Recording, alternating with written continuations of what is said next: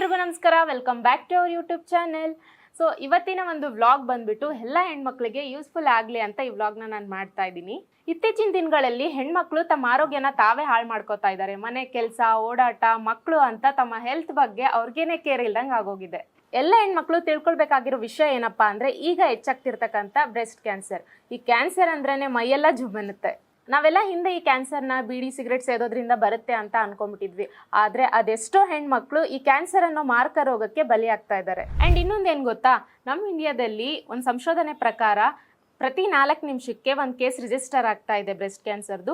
And ಇದಕ್ಕೆಲ್ಲ ಕಾರಣ ಅಂತ ಹುಡ್ಕೊತಾ ಹೋದರೆ ನಮ್ಮ ಫುಡ್ ಸ್ಟೈಲ್ ಆಗಿರ್ಬೋದು, ಆ್ಯಂಡ್ ನಮ್ಮ ಲೈಫ್ ಸ್ಟೈಲ್ ಆಗಿರ್ಬೋದು, ನಾವು ತಗೊಳ್ಳೋವಂಥ ಸ್ಟ್ರೆಸ್ ಆಗಿರ್ಬೋದು, ಇದೆಲ್ಲ ಕಾರಣ ಆಗುತ್ತೆ. ಇಷ್ಟೆಲ್ಲ ನಾನು ಯಾಕೆ ಹೇಳ್ತಾ ಇದ್ದೀನಿ ಅಂದರೆ, ಈಗಾಗಲೇ 22% ಮಹಿಳೆಯರಲ್ಲಿ ಈ ಬ್ರೆಸ್ಟ್ ಕ್ಯಾನ್ಸರ್ ಅನ್ನೋದು ಸ್ಪ್ರೆಡ್ ಆಗಿದೆ. ನಾನು ಇದ್ರ ಬಗ್ಗೆ ಸರ್ಚ್ ಮಾಡೋಣ ಅಂತ ಒಂದು ಯೂಟ್ಯೂಬ್ ಚಾನಲ್ನ ಓಪನ್ ಮಾಡಿ ನೋಡ್ತಾ ಇದ್ದೆ. ಸೊ ಅದರಲ್ಲಿ ಕ್ಯಾನ್ಸರ್ ಪೇಷಂಟ್ಸು ಏನು ಹೇಳ್ತಾ ಇದ್ರು ಅಂತ ಅಂದರೆ, ಸೊ ಅಲ್ಲಿ ಹೋದ್ಮೇಲೆ ನಮಗೆ ಆರೋಗ್ಯ ತುಂಬಾ ಚೆನ್ನಾಗಾಗಿದೆ, ಅಲ್ಲಿ ಟ್ರೀಟ್ಮೆಂಟ್ ಆಗಿತ್ತು ಈಗಿತ್ತು ಅಂತ ಎಲ್ಲಾನು ಹೇಳ್ತಾ ಇದ್ರು. ಸೊ ಅದನ್ನ ನನ್ನ ಸಬ್ಸ್ಕ್ರೈಬರ್ಸ್ಗೆ ನಾನು ತಿಳಿಸ್ಬೇಕು ಅಂತ ಅಲ್ಲಿಗೆ ಹೋಗ್ತಾ ಇದ್ದೀನಿ. ಸೊ ಇನ್ನೂ ಯಾಕೆ ವೇಟ್ ಮಾಡೋದು, ಅಲ್ಲಿ ಟ್ರೀಟ್ಮೆಂಟ್ ಹೇಗಿದೆ, ಡಾಕ್ಟರ್ಸ್ ಏನು ಹೇಳ್ತಾರಂತೆ, ಅಲ್ಲೇ ಹೋಗಿ ತಿಳ್ಕೊಳ್ಳೋಣ ಬನ್ನಿ.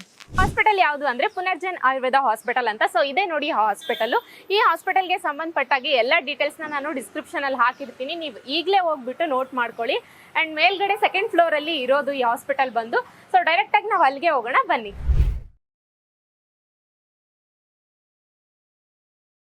ಹಾಸ್ಪಿಟಲ್ನ ಸ್ಪೆಷಾಲಿಟಿ ಏನಪ್ಪಾ ಅಂತ ಅಂದ್ರೆ, ಕಳೆದ 15ರಿಂದ 20 ವರ್ಷದಿಂದ ರಸಾಯನ ಪದ್ಧತಿ ಅಂದ್ರೆ ಹಳೆಯ ಕಾಲದ ಒಂದು ಪದ್ಧತಿಯನ್ನ ಅನುಸರಿಸಿ ಇಲ್ಲಿ ಟ್ರೀಟ್ಮೆಂಟ್ ನ ಕೊಡ್ತಾ ಇದ್ದಾರೆ ಪೇಷಂಟ್ಸ್ಗೆ.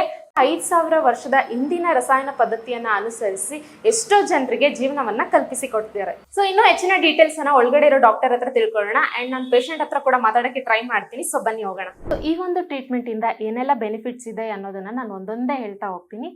ನಂಬರ್ 1, ಈ ಒಂದು ಟ್ರೀಟ್ಮೆಂಟ್ ಬಂದು ಡೈರೆಕ್ಟ್ ಆಗಿ ರೂಟ್ ಕಾಸ್ ನ ಟಾರ್ಗೆಟ್ ಮಾಡಿ ಬಾಡಿಯಲ್ಲಿ ಕ್ಯಾನ್ಸರ್ ಸ್ಪ್ರೆಡ್ ಆಗದೆ ಇರೋ ತರ ಹಾಗೆ ತಡೆಗಟ್ಟುತ್ತೆ. ನಂಬರ್ 2, ಇದು ಬಾಡಿಯಲ್ಲಿ ಇಮ್ಯುನಿಟಿನ ತರಿಸ್ಬಿಟ್ಟು ಕ್ಯಾನ್ಸರ್ ವಿರುದ್ಧ ಫೈಟ್ ಮಾಡುತ್ತೆ. ಟ್ರೀಟ್ಮೆಂಟ್ ಇಂದ ಯಾವುದೇ ಸೈಡ್ ಎಫೆಕ್ಟ್ಸ್ ಇರಲ್ಲ. ಟ್ರೀಟ್ಮೆಂಟ್ಗಳಿಗೆ ಹೋಲಿಸಿದ್ರೆ ಈ ಟ್ರೀಟ್ಮೆಂಟ್ ತುಂಬಾ ಕಡಿಮೆ ಖರ್ಚಲ್ಲಿ ಆಗುತ್ತೆ. ಈ ಟ್ರೀಟ್ಮೆಂಟ್ ಇಂದ ಯಾವುದೇ ತರ ನೋವು ಕೂಡ ಇರೋದಿಲ್ಲ. ಅಂಡ್ ಮೇನ್ ಆಗಿ ಇನ್ನೊಂದು ವಿಷಯ ಹೇಳ್ಬೇಕು ಅಂತ ಅಂದ್ರೆ, ಇಲ್ಲಿ ಫ್ರೀ ಕನ್ಸಲ್ಟೇಷನ್ ಇರುತ್ತೆ. ಇಲ್ಲಿ ಟ್ರೀಟ್ಮೆಂಟ್ ನ ತಗೊಂಡು ಬೆಟರ್ಮೆಂಟ್ ಆಗಿರೋ ಅದೆಷ್ಟೋ patients Punarjan Ayurveda Kannada YouTube channel ನಲ್ಲಿ ತಮ್ಮ ಎಕ್ಸ್ಪೀರಿಯನ್ಸ್ ನ ಶೇರ್ ಮಾಡ್ಕೊಂಡಿದ್ದಾರೆ. ನಾನಂತೂ ಆ ವಿಡಿಯೋಸ್ ನ ನೋಡಿದ್ದೀನಿ, ನೀವು ಕೂಡ ನೋಡಿ. ಅಜ್ಜಿ ನಮಸ್ಕಾರ, ಚೆನ್ನಾಗಿದ್ದೀರಾ? ಹಾ. ಸೊ ನಿಮ್ಮ ಹೆಸರೇನು? ಚಿಕ್ಕಮ್ಮ ಅಂತ. ನಿಮ್ಗೆ ಏಜ್ ಎಷ್ಟು? ಏಜು 70, 65, 70 ಆಗದೆ. ಹೌದಾ? ನಿಮ್ದು ಯಾವ ಊರು? ನಮ್ದು ಕರ್ಣಪುರ. ಸೊ ಇಲ್ಲಿ ನೀವು ಮೆಡಿಸನ್ ತಗೊಂಡ್ಮೇಲೆ ನಿಮ್ಗೆ ಎಷ್ಟರ ಮಟ್ಟಿಗೆ ಕ್ಯೂರ್ ಆಗಿದೆ? ಇಲ್ಲೆಲ್ಲ ಮೆಡಿಸನ್ ನಿಮ್ಗೆ ಆಗಿ ಬಂದಿದೆನಾ? ನಮ್ಗೆ ಇಲ್ಲಿ ಮೆಡಿಸನ್ ತಕ್ಕಂದ್ಮೇಲೆ ನಮ್ಗೆ ಹೊಸ ಸಕ್ಸಸ್ ಆಗದೆ. ನೀವು ಇಲ್ಲಿಗೆ ಟ್ರೀಟ್ಮೆಂಟ್ ತಗೊಳಕ್ಕೂ ಮುಂಚೆ ನಿಮ್ಗೆ ಯಾವ ಕ್ಯಾನ್ಸರ್ ಅಂತ ಹೇಳಿದ್ರು? ಬೇರೆ ಕಡೆ ಎಲ್ಲಾದ್ರೂ ನೀವು ಟ್ರೀಟ್ಮೆಂಟ್ ನ ತಗೊಂಡಿದ್ರಾ? ತಗೊಳ್ಳಿಲ್ಲ. ಅಲ್ಲೇ ಏನೋ ಎಕ್ಸಾಮ್ ಮಾಡೋದಕ್ಕೆ ಗೊತ್ತಾಗಿ ಬರ್ದ್ರು. ಅಲ್ಲಿ ಹೋಗಿ ಚೆಕ್ ಮಾಡ್ಸೋದಕ್ಕೆ ಇಲ್ಲಿ ಹೊಸಿ ಎದೆಯಲ್ಲಿ ಹೊಸಿ ಹಳ್ಳಿತ್ತು. ಹಳ್ಳು ಅದು ಕ್ಯಾನ್ಸರ್ ಆಗದೆ ಅಂತ ಬಂದದ್ದು. ಸುಮಾರು ಎಷ್ಟು ತಿಂಗಳಿಂದ ನಿಮ್ಗೆ ಗೊತ್ತಾಗಿತ್ತು ನಿಮ್ಗೆ? ನಮ್ಗೆ ಅದು ಗೊತ್ತಾಗ್ಲೇ ಇಲ್ಲ, ನೋವು ಬರ್ಲಿಲ್ಲ. ಈ ಮಂಡಿ ನೋವಿಗೆ ಮಾತ್ರೆ ತಗೋತಿದ್ದಕ್ಕೆ ನೋವೇ ಕಾಡ್ಲಿಲ್ಲ. ಆಮೇಲೆ ಯಾವಾಗ ಈ ಕಾಲು ಹೇಳ್ತಾ ಬತ್ತು, ಆಗ ನೋವು ಜೋರಾದಕ್ಕೆ ಹೋಗಿ ಎಕ್ಸ ತೆಗೆದಕ್ಕೆ ಎಕ್ಸದಲ್ಲಿ ಬತ್ತು. ಅವಾಗ ಗೊತ್ತಾಯ್ತು. ನಿಮ್ಗೆ ಕ್ಯಾನ್ಸರ್ ಬರಕ್ಕೆ ಏನ್ ರೀಸನ್ ಇರ್ಬೋದು? ನೀವೇನಾದ್ರೂ ಗುಟ್ಕಾ ಲಡ್ಕೆ ಅಂತದ್ ಏನಾದ್ರು ತಿಂತಿದ್ರಾ? ಅದೇನು ಇಲ್ಲಕ್ಕೆ ಇಲ್ಲ ಕಣವ ತಾಯಿ. ಬಾಣ್ತಿಲ್ ಒಂದ್ಸತಿ ಹಾಕಂದದ್ದೆ ಅಷ್ಟೇ ಹೊರ್ತು ಇನ್ಯಾವಾಗ್ಲೂ ಎಲ್ಲಡಕ್ಕೆ ಹಾಕತ್ತಿರ್ಲಿಲ್ಲ. ನಿಮ್ ಫ್ಯಾಮಿಲಿಲಿ ಹಿಂದೆ ಯಾರಿಗಾದ್ರೂ ಯಾರು ಒಬ್ರಿಗೂ ಇಲ್ಲ. ಇಲ್ಲಿ ಬಂದು ನೀವು ಮೆಡಿಸನ್ ಏನ್ ತಗೊಳಕ್ಕೂ ಮುಂಚೆ ನಿಮ್ಗೆ ಏನೆಲ್ಲ ಕಷ್ಟ ಆಗ್ತಿತ್ತು? ಹೆಂಗ್ ನೋವು, ಆತರ ನೋವೇನಾದ್ರು ಇತ್ತಾ ಅಂತ? ನೋವು ಕುತ್ಕೋಕಾಯ್ತಿರ್ಲಿಲ್ಲ, ಹೇಳೋಕಾಯ್ತಿರ್ಲಿಲ್ಲ, ನಡಿಕಾಯ್ತಿರ್ಲಿಲ್ಲ, ಸಖತ್ ನೋವು ಇತ್ತು. ಸೊ ಅದು ಎಲ್ಲಿ ಆ ಜಾಗದಲ್ಲಿ ಮಾತ್ರ ನಿಮ್ಗೆ ನೋವು ಆಗ್ತಾ ಇತ್ತಾ? ಈ ಜಾಗ ಏನು ಈ ಪಾಸರನೆ ಒಂದ್ಸತಿ ಬಾಡಿ ಅಲ್ಲ 9 ದಿವ್ಸಗಂಟ ಅದ್ ಹೆಂಗಿದ್ನೋ ಅದೇನ್ ಕತಿಯೋ ಸತ್ತೈತಾಳೆ ಅಂತಿದ್ರು ಎಲ್ಲ. 9 ದಿವಸ ಅನುವಾಸ ಪಟ್ಬಿಟ್ಟವನಿ. ಹಂಗೆ ಕುಡ್ದದ್ದೇನು ಇಲ್ಲ, ಹೋಟೆಲ್ ಕುಡಿದೇ ಇದ್ರು ಅದು ಎಲ್ಲಿತ್ತೋ ಅದೇನು ಕತಿಯೋ ವಾಮಿಟು ಬೇದಿ ತೊಟ್ಟಾಗೋಗಿದೆ. ಅಲ್ಲಿ ಬಂದು ಇಲ್ಲಿ ಬಂದು ಮಾತ್ರೆ ತಕೊಂಡ್ಮೇಲೆ ವಾಮಿಟು ನಿಂತಾಯ್ತು. ಹಸಿ ಮಾತ್ರೆನೂ ಗುಣ ಕಾಣ್ತು. ಈ ಹಾಸ್ಪಿಟಲ್ ಬಗ್ಗೆ ನಿಮ್ಗೆ ಯಾರು ಹೇಳಿದ್ರು? ಯಾರೋ ಫ್ರೆಂಡು ಗಾರ್ಮೆಂಟ್ಸ್ ಅಲ್ಲಿ ಹೇಳಿದ್ರಂತ ನನ್ನ ಮಗನ್ಗೆ. ಈಗ 1.5 ತಿಂಗಳಾಯ್ತು ಮಾತ್ರೆ ತಕೊಂಡೋಗಿ. ಇದೊಂದು ಈಗ 2 ದಿವಸಕ್ಕೆ ಈಗ ಹೊಸಿ ಚೆನ್ನಾಗಿ ಹೊಸಿ ತಿರ್ಗಾಡ್ತೀನಿ. ಎಲ್ಲ ಊಟ ಎಲ್ಲ ಚೆನ್ನಾಗಾಯ್ತು. ಈ ಮಾತ್ರೆ ಏನ್ ತಗೊಂಡ್ರಲ್ಲ ಇಲ್ಲಿಗೆ ಬಂದ್ಮೇಲೆ ನಿಮ್ಗೆ ಏನಾದ್ರು ನೋವು ಕಾಣಿಸ್ಕೊಳೋದು, ವಾಮಿಟ್ ಆಗೋದು ಈ ತರ ಏನಾದ್ರು ಆಯ್ತಾ? ಏನು ಆಗ್ಲಿಲ್ಲ. ನಾನು ಇಲ್ಲಿ ಕರ್ಕೊಂಬಂದು ಕೂರಿಸ್ದೆ ಅಂತ ಈ ಮಾತನ್ನೆಲ್ಲ ಹೇಳ್ತಿದ್ದೀರಾ, ಅಥವಾ ನಿಮ್ಗೆ ಸ್ವಂತ ಅನುಭವ ಆಗಿ ನೀವ್ ಹೇಳ್ತಾ ಇದ್ದೀರಾ? ಅದನ್ನ ನಮ್ಮ ಸಬ್ಸ್ಕ್ರೈಬರ್ಸ್ಗೆ ಹೇಳಿ, ನಮ್ಮ ವ್ಯೂವರ್ಸ್ಗೆ. ಇಲ್ಲ ಇಲ್ಲ, ನಮಗೆ ಮನಸ್ಸಿನಿಂದ ಸಮಾಧಾನವಾಗಿ ಇರೋತ್ತಿಗೆ ನಾನು ಇಲ್ಲಿ ಹೇಳ್ತಾ ಇರೋದು. ಹೌದಾ?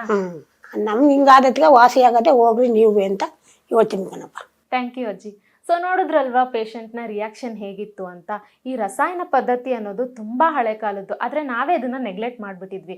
ಆದರೆ ಈ ಪುನರ್ಜನ್ ಹಾಸ್ಪಿಟಲ್ ಬಂದು ಈ ಟ್ರೀಟ್ಮೆಂಟ್ನ ಕೊಡ್ತಾ ಎಷ್ಟೋ ಜನರಿಗೆ ಪುನರ್ಜನ್ಮನ ಕೊಟ್ಟಿದೆ. ಡಾಕ್ಟರ್ ಹತ್ರ ಹೋಗೋಕ್ಕೂ ಮುಂಚೆ ನಾನು ನಿಮ್ಗೊಂದು ಇನ್ಫಾರ್ಮೇಷನ್ನ ಕೊಡಬೇಕು ಅಂತ ಇದ್ದೀನಿ. ಸೊ ಎಷ್ಟೋ ಜನ ಕ್ಯಾನ್ಸರ್ ಅಂತ ಗೊತ್ತಾದಾಗ ತುಂಬಾ ಡಿಪ್ರೆಸ್ ಆಗಿಬಿಡ್ತಾರೆ. ಹೊರ್ಗಡೆಯವ್ರಿಗೆ ಏನು ಅನ್ಕೊಳ್ಳೋದು, ಜನಕ್ಕೆ ನಾವು ಏನು ಆನ್ಸರ್ ಮಾಡಬೇಕಪ್ಪ, ನಮ್ಮ ಸಂಬಂಧಿಕರಿಗೆ ಏನು ಆನ್ಸರ್ ಮಾಡೋದು, ನಮ್ಮ ಫ್ರೆಂಡ್ಸ್ಗೆ ಏನು ಆನ್ಸರ್ ಮಾಡ್ಬೋದು ಅಂತ ತುಂಬಾ ಡಿಪ್ರೆಸ್ ಆಗಿಬಿಡ್ತಾರೆ. ಎಷ್ಟೋ ಜನದ ಮಧ್ಯೆ ಇದ್ದರೂ ಕೂಡ ನಾವು ಒಬ್ಬರೇ ಇದೀವಿ ಅನ್ನೋ ಫೀಲಿಂಗ್ ಅವ್ರಿಗೆ ಬಂದ್ಬಿಡುತ್ತೆ. ಸೊ ಈಗ ಅವ್ರ ಸಂಬಂಧಿಕರಾಗಿರ್ಬೋದು, ಅವರ ಫ್ರೆಂಡ್ಸ್ ಆಗಿರ್ಬೋದು, ಎಲ್ಲರೂ ಓವರ್ಕಮ್ ಮಾಡಿದ್ರು ಅಂತ ಅನ್ಕೊಳ್ಳೋಣ. ಬಟ್ ಅವ್ರಿಗಾಗೋ ನೋವು ಕಷ್ಟನ ನಾನು ಲೈವಲ್ಲೇ ನಿಮಗೆ ತೋರಿಸ್ಬೇಕು ಅಂತ ಇಲ್ಲಿಗೆ ಬಂದಿದ್ದೀನಿ. ಸೊ ಬನ್ನಿ ಹೋಗೋಣ. ಹಲೋ ಡಾಕ್ಟರ್, ಇತ್ತೀಚಿನ ದಿನಗಳಲ್ಲಿ ಕ್ಯಾನ್ಸರ್ ಅಂತ ಅಂದ ತಕ್ಷಣನೇ ಎಲ್ರಿಗೂ ನೆನಪಾಗ್ತಿರೋದು ಪುನರ್ಜನ್ ಆಯುರ್ವೇದ ಹಾಸ್ಪಿಟಲ್. ಸೊ ಉತ್ತರ ಕರ್ನಾಟಕ ಆಗಿರ್ಬೋದು, ಎಲ್ಲ ಕಡೆಗಳಿಂದನೂ ಇಲ್ಲಿಗೆ ಬರ್ತಾ ಇದ್ದಾರೆ. ಸೊ ಇಷ್ಟೊಂದು ಫೇಮಸ್ ಆಗೋಕ್ಕೆ ಹೇಗೆ ಕಾರಣ ಆಯಿತು? ಕ್ಯಾನ್ಸರ್ ಅನ್ನೋ ಡಿಸೀಸ್ ಇವತ್ತು ಎಷ್ಟು ಹರಡ್ಕೊಂಡಿದೆ ಅಂತಂದ್ರೆ ಕರ್ನಾಟಕದಲ್ಲಿ ಇವತ್ತು ಎಲ್ಲಾ ಕಡೆ ಒಂದು ಕಾಮನ್ ಡಿಸೀಸ್ ತರ ಆಗ್ಬಿಟ್ಟಿದೆ, ಒಂದು ಜ್ವರದ ತರ ಆಗ್ಬಿಟ್ಟಿದೆ. ಸೊ ನಾವಿಲ್ಲಿ ಏನ್ ಮಾಡ್ತಾ ಇದೀವಿ ಅಂತಂದ್ರೆ, ಯಾವುದೇ ಸ್ಟೇಜ್ ಅಲ್ಲಿ ಇರುವಂತ ಕ್ಯಾನ್ಸರ್ ಆಗಿರಲಿ ಅಥವಾ ಯಾವುದೇ ಒಂಥರ ಕ್ಯಾನ್ಸರ್ ಆಗಿರಲಿ, ಇವತ್ತು ಒಬ್ಬ ರೋಗಿಗೆ ಬಾಧಿಸ್ತಾ ಇರೋದೇನು ಅಂತಂದ್ರೆ, ಕಾಡ್ತಾ ಇದೆ ಅಂದ್ರೆ ಅವನು ಆ ಟೈಮಲ್ಲಿ ಆಗೋ ವೀಕ್ನೆಸ್, ಅದು ಆ ರೋಗದಿಂದ ಇರ್ಬೋದು ಅಥವಾ ಅವ್ನು ತಗೊಳ್ಳೋ ಚಿಕಿತ್ಸೆಯಿಂದನೂ ಇರ್ಬೋದು. ಸೊ ನಾವೇನ್ ಮಾಡ್ತೀವಿ, ಆ ದೇಹಕ್ಕೆ, ಆ ನಳ್ತಾ ಇರೋಂಥ ದೇಹಕ್ಕೆ ಒಂದು ಶಕ್ತಿಯನ್ನ ಕೊಡ್ತಾ ಇದೀವಿ, ಒಂದು ಹೊಸ ಹುಮ್ಮಸ್ಸನ್ನ ಕೊಡ್ತಾ ಇದೀವಿ. ಸೊ ಇಲ್ಲಿ ಬರೋವಂಥ ಪೇಷಂಟ್ ಅಲ್ಲಿ ಆಲ್ಮೋಸ್ಟ್ ಎಲ್ಲ ಪೇಷಂಟ್ಗಳಿಗೂ ನಾವು ಈ ಒಂದು ಕ್ವಾಲಿಟಿ ಆಫ್ ಲೈಫ್ ಅಂತ ಹೇಳ್ತೀವಿ, ಅದನ್ನು ತುಂಬಾ ಚೆನ್ನಾಗಿ ಕೊಡ್ತಾ ಇರೋದ್ರಿಂದ ಇವತ್ತು ಪೇಷಂಟ್ಸ್ ಎಲ್ಲಾ ಕಡೆಯಿಂದ, ಇವತ್ತು ಮಂಗಳೂರು, ಉತ್ತರ ಕರ್ನಾಟಕ, ದಕ್ಷಿಣ ಕರ್ನಾಟಕ, ಈವನ್ ಸೌತ್ ಇಂಡಿಯಾ, ಇದು ಎಷ್ಟೊಂದು ಕಡೆಯಿಂದ ಇವತ್ತು ಪುನರ್ಜನ್ಮ ಹುಡ್ಕೊಂಡು ಬರೋ ಅಂತ ಆಗಿದೆ. ಈ ಒಂದು ಟ್ರೀಟ್ಮೆಂಟ್ಗೆ ಸಂಬಂಧಪಟ್ಟಾಗಿ ಏನಾದರೂ ಬುಕ್ಸ್ ಅವೈಲೇಬಲ್ ಇದೆಯಾ? ಇದೊಂದು ಚಿಕಿತ್ಸೆ, ರಸಾಯನ ಚಿಕಿತ್ಸೆ ಬಗ್ಗೆ ನಿಮ್ಗೆ ಯಾವುದೇ ಆಯುರ್ವೇದ ಗ್ರಂಥಗಳನ್ನ ತಗೊಂಡ್ರೆ ಅದು ಎಲ್ಲಾ ಕಡೆಯೂ ಎಕ್ಸ್ಪ್ಲನೇಷನ್ ಸಿಕ್ಕೇ ಸಿಗುತ್ತೆ. ಫಾರ್ ಎಕ್ಸಾಂಪಲ್ ನಮ್ಮ ಚರಕ ಸಂಹಿತೆ ಆಗಿರ್ಬೋದು, ಚರಕ ಸಂಹಿತೆ ಚಿಕಿತ್ಸೆ ಸ್ಥಾನದಲ್ಲಿ ಮೊದಲನೇ ಚಾಪ್ಟರ್ಗಳಲ್ಲೇ ಈ ರಸಾಯನ ಚಿಕಿತ್ಸೆ ಬಗ್ಗೆ ಎಕ್ಸ್ಪ್ಲನೇಷನ್ ಬರುತ್ತೆ. ಮತ್ತೆ ಸುಶ್ರುತ ಸಂಹಿತೆ ಆಗಿರ್ಬೋದು ಅಥವಾ ವಾಗ್ಭಟ ಸಂಹಿತೆಗಳಾಗಿರ್ಬೋದು, ಯಾವುದೇ ಒಂದು ಆಯುರ್ವೇದ ಬುಕ್ಕಲ್ಲಿ ರಸಾಯನ ಟ್ರೀಟ್ಮೆಂಟ್ ಬಗ್ಗೆ ಒಂದು ಒಳ್ಳೆ ಎಕ್ಸ್ಪ್ಲನೇಷನ್ ಸಿಗುತ್ತೆ. ಅದಷ್ಟೇ ಅಲ್ಲ, ನೀವು ಇವತ್ತು ಗೂಗಲ್ ಮಾಡಿದ್ರೆ ಈ ಚಿಕಿತ್ಸೆ ಮೇಲೆ ನಡೆದಿರುವಂತಹ ರಿಸರ್ಚ್ ಆರ್ಟಿಕಲ್ನು ಕೂಡ ನೀವು ಓದ್ಬೋದು. ಸೊ ಈ ಕ್ಯಾನ್ಸರಲ್ಲಿ ಸ್ಟೇಜಸ್ ಅಂತ ಬರ್ತಾ ಇದೆ ಅಲ್ವಾ? ಸೊ ಈ ಸ್ಟೇಜಸ್ ಅಂದರೆ ಏನು, ಯಾವ ಸ್ಟೇಜಲ್ಲಿ ಇದ್ದಾಗ ಅವರೆಲ್ಲ ಪೇಷಂಟ್ಸ್ ಇಲ್ಲಿಗೆ ಬರಬೇಕು? ಕ್ಯಾನ್ಸರಲ್ಲಿ 1ನೇ ಸ್ಟೇಜಿಂದ 4ನೇ ಸ್ಟೇಜ್ವರೆಗೂ ಯಾವುದೇ ಸ್ಟೇಜಲ್ಲಿ ಇದ್ದವರು ಕೂಡ ಇಲ್ಲಿಗೆ ಬರಬಹುದು. ನಾನು ಆಗಲೇ ಹೇಳ್ದಂಗೆ ಎಲ್ಲ ಸ್ಟೇಜಲ್ಲಿರೋವ್ರಿಗೂ ಅದೇ ರೀತಿ ಮೆಕ್ಯಾನಿಸಮ್ ನಡೀತಾ ಇರುತ್ತೆ ದೇಹದ ಒಳಗಡೆ. ಬಟ್ ಅದು ಎಷ್ಟು ಸ್ಪ್ರೆಡ್ ಆಗಿದೆ ಅನ್ನೋ ಆಧಾರದ ಮೇಲೆ ಇದು ಯಾವ ಸ್ಟೇಜಲ್ಲಿದೆ ಅನ್ನೋ ಡಿಸೈಡ್ ಮಾಡ್ತೀವಿ. ಬಟ್ ಒಳಗಡೆ ನಡೆಯೋ ಮೆಕ್ಯಾನಿಸಮ್ ಸೇಮೇ ಇರೋ ಕಾರಣ ಯಾವ ಸ್ಟೇಜಲ್ಲಿದ್ದ ಪೇಷಂಟ್ ಬಂದರೂ ಕೂಡ ನಾವಿಲ್ಲಿ ಟ್ರೀಟ್ಮೆಂಟ್ ಕೊಡ್ತೀವಿ. ಈಗ ಬಾಡಿಯಲ್ಲಿ ಡಿಫ್ರೆಂಟ್ ಆಫ್ ಕ್ಯಾನ್ಸರ್ಸ್ ಅಂತ ಇರುತ್ತೆ. ಸೊ ಯಾವುದು ನಿಮ್ಮ ಹತ್ರ ಬೇಗ ಗುಣಮುಖ ಆಗುತ್ತೆ ಆ್ಯಂಡ್ ಯಾವುದು ತುಂಬ ಸ್ಲೋ ಪ್ರಾಸೆಸ್ ಅಂತ ಹೇಳ್ತೀರಾ? ಸಾಮಾನ್ಯ ನೀವು ಹೇಳ್ದಂಗೆ ಬ್ರೈನ್, ತಲೆಯಿಂದ ಹಿಡಿದು ಕಾಲ್ ತನಕ ಎಲ್ಲ ಪಾರ್ಟಲ್ಲೂ ಕ್ಯಾನ್ಸರ್ ಬರೋದನ್ನ ನಾವು ಈಗಿನ ಕಾಲದಲ್ಲಿ ನೋಡ್ತೀವಿ. ಸೊ ಈ ಕ್ಯಾನ್ಸರ್ ತುಂಬ ಬೇಗ ಗುಣ ಆಗತ್ತೆ ಅಂತ ಜನರಲೈಸ್ಡ್ ಆಗಿ ಹೇಳಕ್ ಬರೋದಿಲ್ಲ. ಯಾವ ಪೇಷಂಟಲ್ಲಿ ಅವ್ರದ್ದು ಬೇಸಿಕ್ ಇಮ್ಯೂನ್ ಸಿಸ್ಟಮ್ ತುಂಬ ಸ್ಟ್ರಾಂಗ್ ಇರುತ್ತೋ, ಪೇಷಂಟ್ ತುಂಬ ಸ್ಟ್ರಾಂಗ್ ಇರ್ತಾರೆ, ಅವ್ರು ಮೆಂಟಲಿ ಆಲ್ಸೋ ತುಂಬ ಸ್ಟ್ರಾಂಗ್ ಇರ್ತಾರೆ, ಟ್ರೀಟ್ಮೆಂಟಿಗೆ ಚೆನ್ನಾಗಿ ಸಪೋರ್ಟ್ ಮಾಡ್ತಾರೆ, ಮತ್ತು ಯಾವುದು ಕೋಮಾರ್ಬಿಡಿಟೀಸ್ ಇರಲ್ಲ. ಈ ಥರ ಸುಮಾರಷ್ಟು ಫ್ಯಾಕ್ಟರ್ಸ್ ಮೇಲೆ ಡಿಪೆಂಡ್ ಆಗುತ್ತೆ. ತುಂಬ ಫೇವರಬಲ್ ಫ್ಯಾಕ್ಟರ್ಸ್ ಯಾರಲ್ಲಿ ಇರುತ್ತೋ ಅವರಲ್ಲಿ ಯಾವುದೇ ಪಾರ್ಟ್ ಆಫ್ ಕ್ಯಾನ್ಸರ್ ಇದ್ರೂ ಸ್ವಲ್ಪ ಬೇಗ ಹುಷಾರಾಗಕ್ಕೆ ಸಪೋರ್ಟ್ ಆಗುತ್ತೆ. ಸೊ ಇದು ಯಾವ ಕಡೆ ಬಂದಿದೆ ಅನ್ನೋದಕ್ಕಿಂತ ಬೇರೆ ಮಲ್ಟಿಪಲ್ ಅದರ್ ಫ್ಯಾಕ್ಟರ್ಸ್ ಮೇಲೆ ಡಿಪೆಂಡ್ ಆಗುತ್ತೆ. ಸೊ ನೋಡಿದ್ರಲ್ಲ ಡಾಕ್ಟರ್ ಎಷ್ಟು ಕ್ಲೀನ್ ಆಗಿ ಎಕ್ಸ್ಪ್ಲೇನ್ ಮಾಡಿದ್ರು ಅಂತ. ಈ ಕ್ಯಾನ್ಸರ್ ಅಂದ್ರೆ ಇನ್ನೊಂದು ಸಮಸ್ಯೆ ಇದೆ, ಏನ್ ಗೊತ್ತಾ? ಒಂದ್ ಕಡೆ ಭಯ, ಒಂದ್ ಕಡೆ ನೋವು ಅಂತ. ಸೊ ನಮಗೆ ಗೊತ್ತಿರೋ ಹಾಗೆ ಕೀಮೋಥೆರಪಿ, ರೇಡಿಯೇಷನ್ ಥೆರಪಿ, ಸರ್ಜರಿ ಇಂಥ ಟ್ರೀಟ್ಮೆಂಟ್ಗಳ ಜೊತೆಗೆ ಈ ರಸಾಯನ ಪದ್ಧತಿ ಒಂದು ಟ್ರೀಟ್ಮೆಂಟ್ನ ತಗೊಂಡ್ರೆ ಬೋದು ಅಂತ ಇಲ್ಲಿನ ಡಾಕ್ಟರ್ ಹೇಳ್ತಾ ಇದ್ದಾರೆ. ಪುನರ್ಜನ್ ಆಯುರ್ವೇದ ಹಾಸ್ಪಿಟಲ್ ಅಲ್ಲಿ ಪೇಷಂಟ್ಸ್ಗಳಿಗೆ ಯಾವುದೇ ರೀತಿ ನೋವಿಲ್ಲದೆ ಟ್ರೀಟ್ಮೆಂಟ್ನ ಕೊಡ್ತಾ ಬಂದಿದ್ದಾರೆ. ಇವರ ಬ್ರಾಂಚಸ್ ಬಂದ್ಬಿಟ್ಟು ಬೆಂಗಳೂರಲ್ಲಿ ಅಷ್ಟೇ ಅಲ್ಲ, ಹೈದರಾಬಾದ್, ಚೆನ್ನೈ, ವಿಜಯವಾಡ, ಕೋಲ್ಕತ್ತಾ ಮತ್ತೆ ಡೆಲ್ಲಿಯಲ್ಲಿ ಕೂಡ ಇವರ ಬ್ರಾಂಚಸ್ಗಳಿದಾವೆ.